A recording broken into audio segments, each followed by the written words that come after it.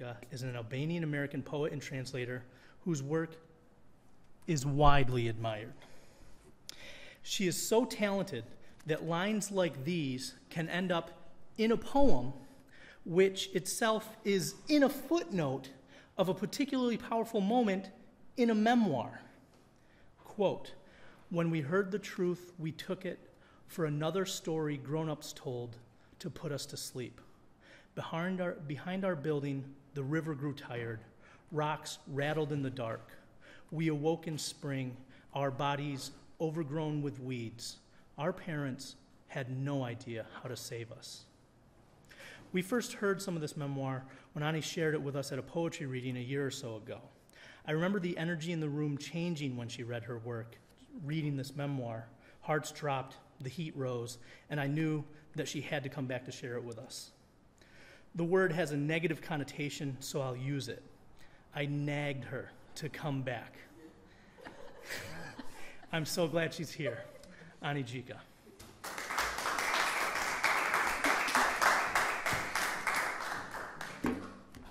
Thank you, Eric, and everybody for showing up today. And I'm just grateful that you nagged me, because I always enjoy coming back here. And today I'll read a short poem and then a little bit from the memoir, which has excerpts from my poetry as well, scattered through. So I'll try to read whenever a poem pops up in the prose in such a way that hopefully it flows.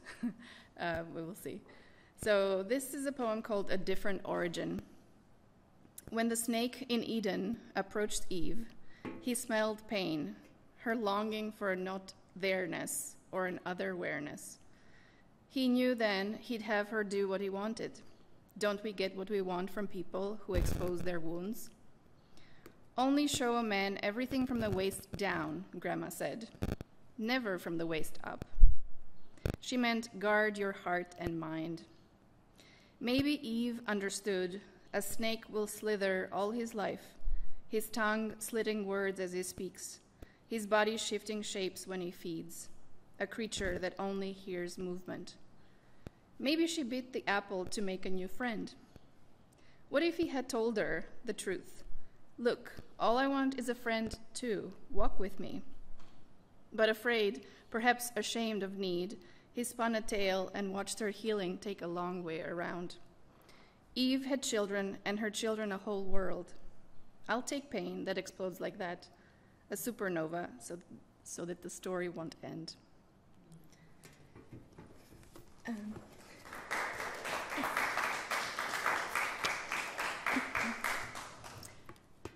And this is the prologue of my memoir, An Unruled Body. I am here in my car, alone, driving home from an employee Christmas party to Ishan, the man I married 6.5 years ago, who told me on Thanksgiving morning that he's leaving me. At this very moment, I feel pure joy, though not the kind that makes you worry the evil eye might get you. Not tonight, and not at all in the years that will follow, when I allow joy to enter my body, my home. I am driving on Main Street, suddenly very aware of how the layers of my clothes fit. I am wearing a black, unbuttoned, A-shaped coat, and underneath it a tight peacock blue-green shirt over a long copper satin skirt. My curls are doing that shiny no-frizz thing they do only once a week, kissing my shoulders and framing my face as if they're offering it. I am particularly enjoying the way my skirt feels against my skin, against my free, silky smooth legs. Driving through an intersection, I have an urge to open my legs, and when I do, I feel an unlocking. I can't close them. I already know that I won't. I feel pleasantly dizzy and think I shouldn't do this. It's not safe. But the thought flashes away faster than the people and cars I'm passing. I put one hand on my lap and begin lifting the cloth toward my belly, feeling charging with every inch of movement I'm now causing. It doesn't take long before I let my finger enter, then slip out and enter again. First, one finger, then two. My hand seems to know this new way of finding me, of finding how to touch so that each time is new and keeps changing my breathing. And if people see me, the thought briefly intercedes. But I feel such pleasure from the fact that I'm doing this now, driving in public, that no one is watching, yet they could so easily discover me if they only looked. I'm moaning. When my fingers no longer trace circles on my vulva or within the opening, when they thrust in and out now, finding their rhythm, I stop breathing, and I'm so wet. For a moment, I wonder where I'll wipe this hand. With each stroke and thrust, I grow softer, wetter, wider. I have become an opening. All the layers of inhibition, fears, anxiety, insecurities I'd wrapped myself in for years shed from me, dissolved, the way you only know pain while going through it.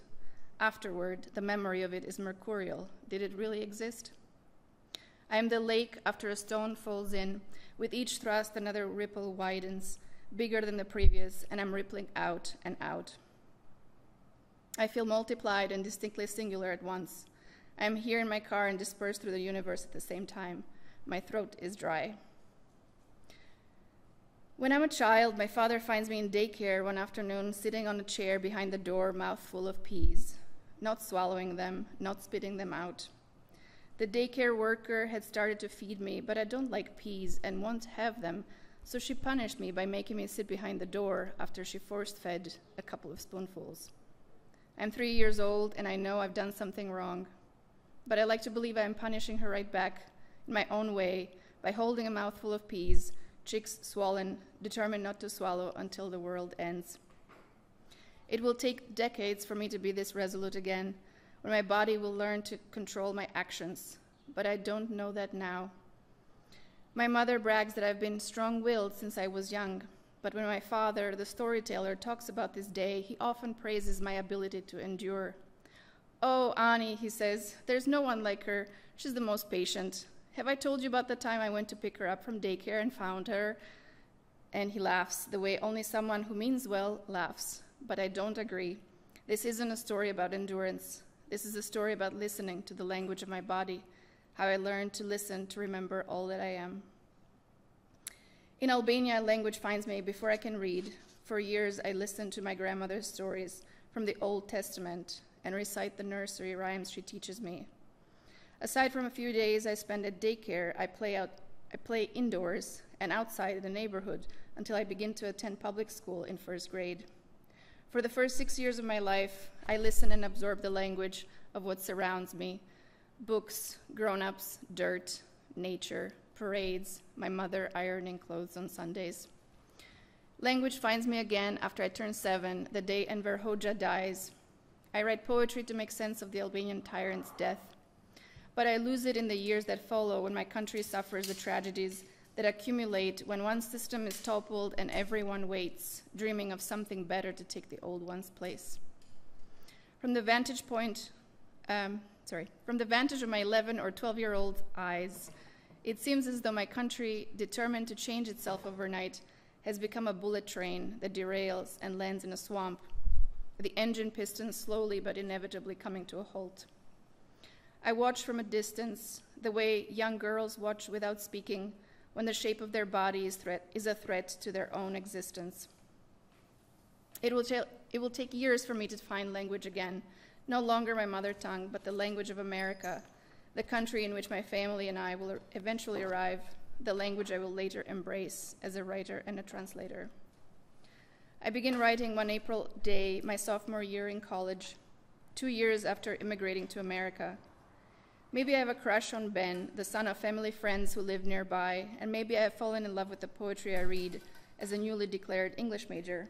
But I grab a notebook and a pen, sit by the fire stairs of the house my family and I are living in, and write the whole afternoon, 30 little poems. This happens to me rarely, the flood of having something to say and the immediate need to write it down, but I trust it when it comes. Later, as I move from one continent to another, from one language to another, writing becomes my only way home. All the emotions and stories I carry exist outside language, in my body, where they live. I am more at home on the page than when I speak English or Albanian. There is always a disconnect, the sense that someone will know the misfit I am as soon as I open my mouth.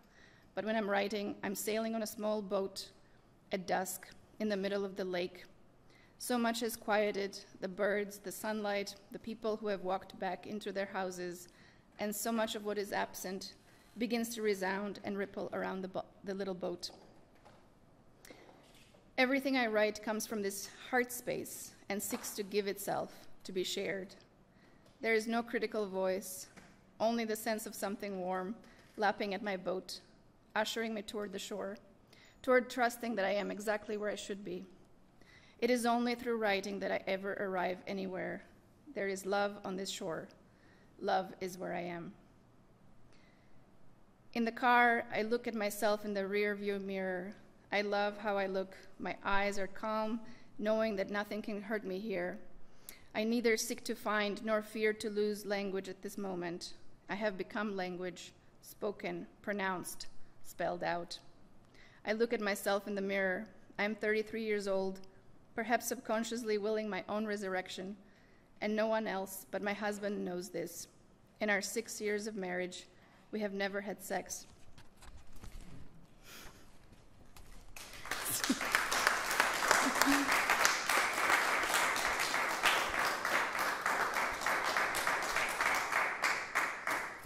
Thank you, and I'm just going to read one other excerpt.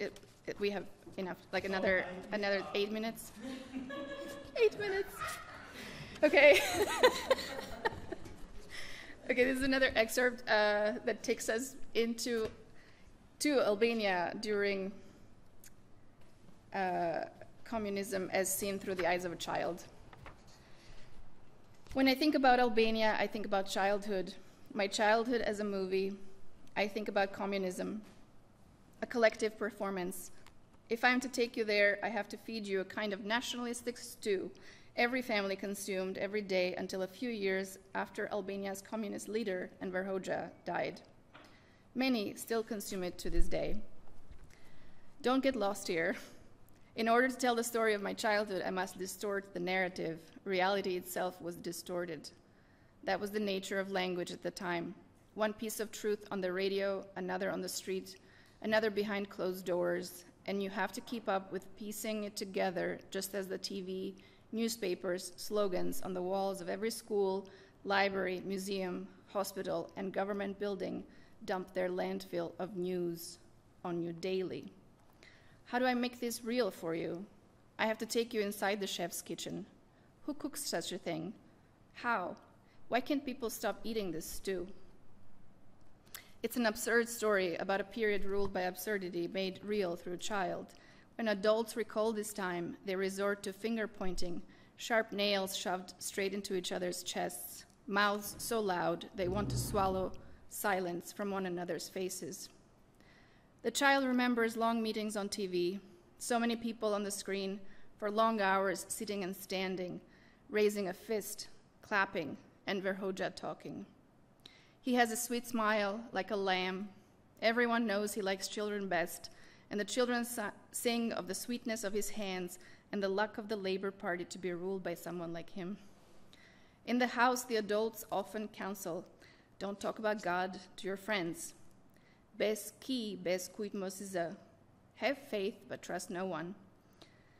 Others come to visit, an aunt, an uncle, and his family, friends of the parents.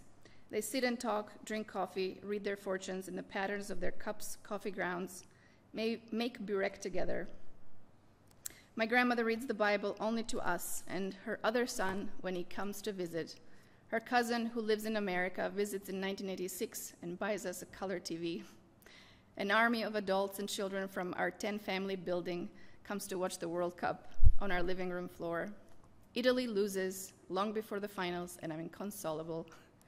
It takes a while before my mom finds me where I'm hiding, out on the balcony. Enver Hoxha's speeches and plenums play daily on TV and radio or are published weekly in the pages of The People's Voice, until everyone hears them as their own voice and chants right back. Whispers of people thrown in jail and disappeared spread in the streets and apartment halls when people come home from work, lingering in their doorways to talk to neighbors. Like a good stew that must cook slowly, where repetitive motion is key, broadcasts of lavish parades and movies made to praise the status quo are played across the country at regular intervals. They knew everything about you. They knew even the things you didn't know, my mother tells me. I once met a Kosovar poet at a literary conference in 1973 in Korç who bought my first book of poems. After the conference in Korç, he traveled across Albania and sent me postcards from the different cities telling me what he was up to there and that he was reading my book. I did not get the postcards, but I was called into the office of the Corps Commissioner of Korç instead.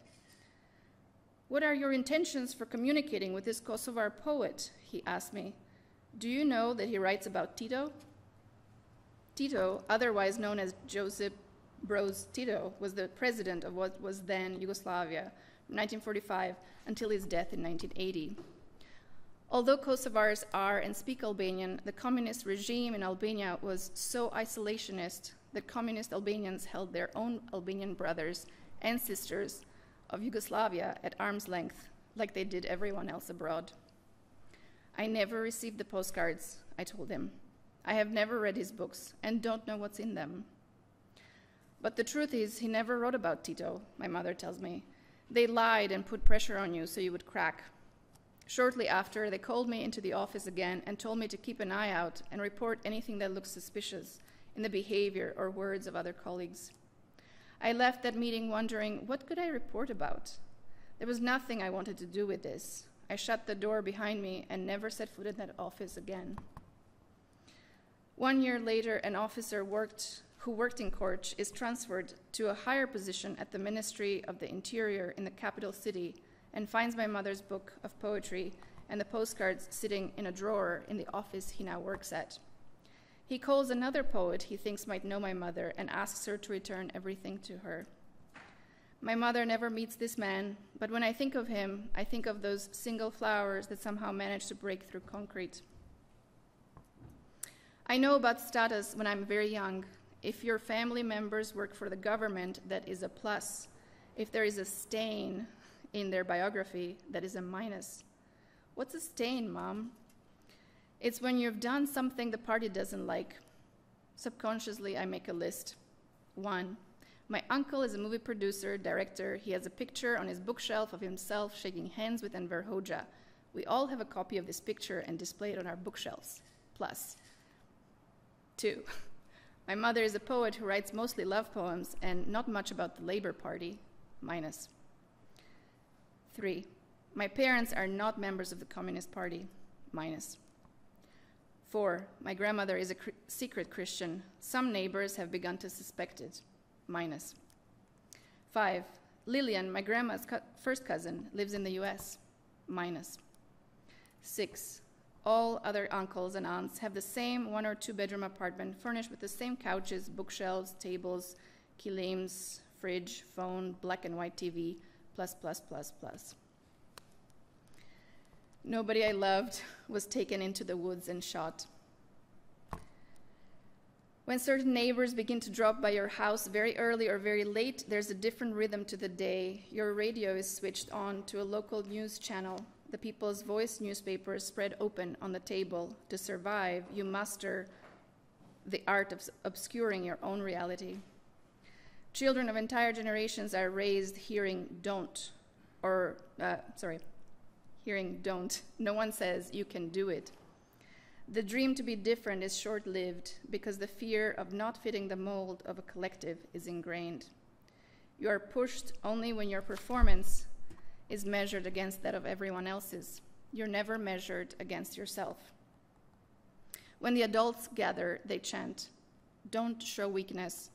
Don't bow down to anybody. Let them burst with jealousy." This is when you learn that saying sorry is a weakness, and you're 40 years old before you realize what it means to have compassion for yourself. And then there's like an excerpt of a poem. Last night I saw my father in a dream running through a field. He was a black figure. The field was 2 long red arms stretched out around him. He was running from something. There they were. They were keys. They were eyes like keys. They were eyes, they were keys. From the nape of his neck, they began to prime open like a treasure box. And then, so funny, you read the exact same excerpt that I'm going to read right now, which is something you did also last time, and it's really cool that you have like the the finger on the pulse of maybe what the people are reading here. That's great. Thanks. This one goes, behind windows, black and white screens broadcast a long Congress, but we didn't understand a word. When we heard the truth, we took it for another story grown-ups told to put us to sleep. Behind our building, the river grew tired. Rocks rattled in the dark. We awoke in spring, our bodies overgrown with weeds. Our parents had no idea how to save us. When Enver Hoxha dies on April 11, 1985, I am in the first grade. Our teacher enters the room and tells us to pack our bags because something has happened and we need to leave, and they will tell us when we get there. When we get where? What has happened? We don't walk for long, though it seems like forever, until we come to an open field and each class and its teacher sits in circles on the grass. And there they tell us, we've just heard this morning that Comrade Enver Hoxha has died. Each of the teachers begin to weep, all my classmates too. The whole field is weeping and crying and confuses me a great deal. I can't cry. I feel nothing. Someone has died. I don't even understand what that means. The country's leader has died. That too I can't connect to. I can't cry like everyone else, and that is confusing and upsetting me even more. You can go home now, the teachers say, and think about this. We scatter like bats out of a cave. When I get home, I find my grandmother watching TV and crying too. Everyone feared Enver Hoxha. They feared him so much that in his death, they were seized with fits of hysterics, lest they be found unworthy followers. I didn't understand it then and never asked, but now I wonder if my grandmother was relieved that the man who had turned the whole country atheist had finally lost his grip on what everyone chose to think about God. I had just turned 7. I sat on the floor and wrote my first poem, a direct address to the month of April, and how it had made everyone cry now that we had lost our president. Pril April nam bushe sulpen lot, sejajin ver nukejem dot. And, oh, okay, wait, I should just read the last paragraph after this. Okay.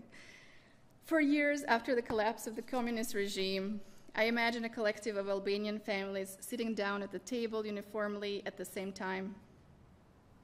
See them now through the windows of their houses. They sit with the biggest smiles on their faces. The children, the father, the grandparents, if there are any, and the woman of the house. She is the only one standing, ready to put food in their bowls. She could be smiling too, but you can't see it. Or if you do, you don't recognize it as a smile.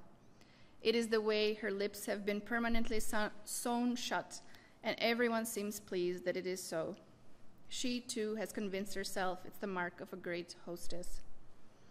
Once the food is laid out in the bowls, people begin to eat. The texture is the best part. It settles in the bowl like a mass of loose scree, and everyone chews on it with teeth they have taken great care to sharpen and prime for the occasion. It is rocks on rocks. There is gnashing. And their smiles grow bigger after each bite as their teeth loosen and fall. Each window is a bright eye, wide open, watching, making sure that the other windows in the neighborhood are also wide open and the people are doing the same thing. It is important to everyone behind each window to know that those behind the window next door are following along and have enough of the same to consume. If anyone notices that a family is lacking, the man of the house will go over and bring stew to his neighbors. My wife Lenora made this. Eat, enjoy. May it be blood and fat to you. Long live the Labor Party. Of course, this is not what really happened, but this is one way a child processes tyranny. Thank you.